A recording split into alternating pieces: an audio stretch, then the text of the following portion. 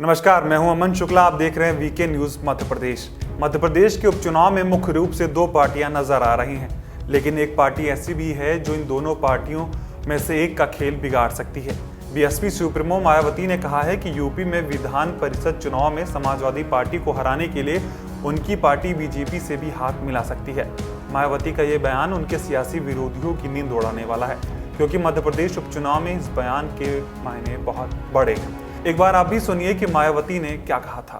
जो इनका रवैया हमारी पार्टी ने देखा है तो उससे हमें काफी कुछ यही लगा कि हमने चुनाव के दौरान 2 जून 1995 के केस को वापस लेकर बहुत बड़ी गलती की है। हमारी पार्टी ने देश में खासकर संकीर्ण ताकतों को कमजोर करने के लिए सपा के साथ गठबंधन करके ये लोकसभा का आम चुनाव लड़ा था,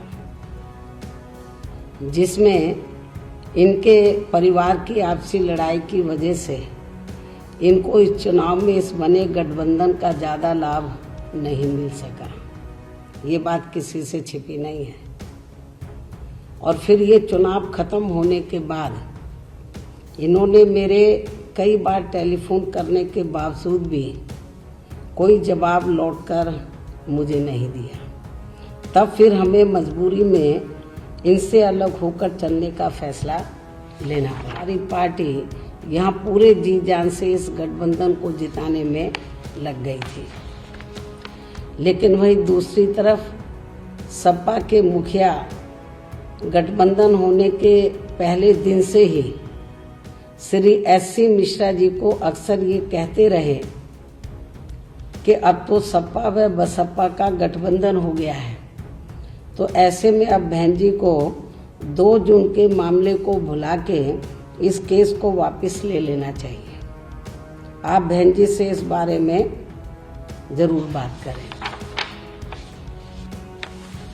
तब फिर ये केस चुनाव के दौरान ही हमें वापस भी लेना पड़ा। इनकी ये घिनौनी हरकत अब इस पार्टी को आगे चलकर कभी भी भारी पड़ सकती है, और इस मामले में आज हमारी पार्टी एडवांस में ही ये ऐलान कर देना चाहती है, जब यहाँ MLC के चुनाव होंगे तो तब फिर BSP कल की घटना का जैसे को तैसा जवाब देने के लिए, अर्थात सपा के दूसरे खड़े किए जाने वाले उम्मीदवार को हराने के लिए, एक तो उनका आराम से बन जाएगा, दूसरा ये खड़ा करेंगे, अर्थात सपा के दूसरे खड़े किए जाने वाले उम्मीदवार को हराने के लिए अपनी पूरी ताकत लगा देगी BSP जो है। और इसके लिए चाहे पार्टी के विधायकों को इनके उम्मीदवार को हराने के लिए BJP व न किसी भी विरोधी पार्टी के उम्मीदवार को ही अपना वोट क्यों न देना पड़ जाए, तो भी देंगे। स्पष्ट है कि बीएसपी बीजेपी विरोधी पार्टियों का खेल खराब करने की रणनीति पर काम कर रही है, फिर चाहे वो मध्य प्रदेश हो या फिर उत्तर प्रदेश। मध्य प्रदेश में 28 सीटों पर हो रहे उपचुनाव में भी मायावती की पार्टी कमोवेश इसी रणनीति पर काम कर रही है। उपचुनावों के लिए बसपा ने जिन सीटों पर अपने उम्मीदवार घोषित किए हैं, उन पर वे कांग्रेस उम्मीदवारों के लिए मुसीबत बन सकते हैं। आपको बता दें, उपचुनाव की 28 में से 16 सीटें ग्वालियर चंबल क्षेत्र की हैं, जहां पहले से ही बीएसपी का प्रभाव ज्यादा है। 2018 के विधानसभा चुनाव में बीएसपी को जिन 2 सीटों पर जीत मिली थी वह इसी क्षेत्र की हैं। इसके अलावा कई सीटों पर उसके उम्मीदवार दूसरे नंबर पर रहे थे। बीएसपी ने 28 में से 27 सीटों पर अपने उम्मीदवार उतारे हैं, जो बीजेपी से ज्यादा कांग्रेस के वोटों में सेंधमारी कर सकते हैं। 2018 की विधानसभा चुनाव से पहले SC/ST एक्ट को लेकर हुए आंदोलन के चलते माहौल बीजेपी के खिलाफ था, इसलिए बसपा को मिले वोट कांग्रेस की जीत में मददगार साबित हुए थे। लेकिन इस बार माहौल पूरी तरह से अलग है। ग्वालियर चंबल में कांग्रेस के सबसे बड़े नेता रहे ज्योतिरादित्य सिंधिया बीजेपी के साथ हैं। SC/ST एक्ट जैसा कोई मुद्दा भी नहीं है, इसलिए बीएसपी को मिलने वाले वोट बीजेपी से ज्यादा कांग्रेस के लिए मुश्किलें खड़ी कर सकते हैं। दरअसल प्रियंका गांधी भी लगातार बसपा सुप्रीमो को कई मुद्दों पर घेरती रही हैं और बीजेपी की करीबी जताने की कोशिश करती रहती हैं। कुछ महीने पहले राजस्थान में राजनीतिक संकट के दौरान भी प्रियंका ने बसपा को बीजेपी का अघोषित प्रवक्ता करार दिया था। फिर हाथरस मामले में भी बसपा सुप्रीमो को घेरने की कोशिश की थी।